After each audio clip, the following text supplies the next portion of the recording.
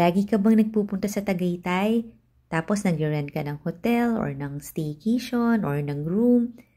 Di bilhin mo na lang tong American-inspired bungalow dito sa may Amadeo, Cavite na napakalapit lang sa Tagaytay. Meron siyang 2 bedrooms. Pwede ito sa mga retirees, sa mga empty nesters, o sa mga small families.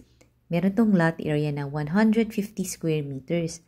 Ang floor area nasa 60 square meters. Kaya malaki pa yung backyard mo. Ito nga yung one of the bedrooms. Panoorin mo yung full house tour nito sa YouTube channel ng Home Search Philippines. Very reasonable ang price.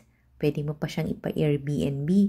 Ang ganda ng location, nasa isang safe, gated, and flood-free subdivision dito sa may Amadeo, Tagaytay. Good as new talaga tong bahay kasi never pa tong natirhan. Nilagyan lang ng gamit. Meron dong lanay. Tapos ang nice ng neighborhood.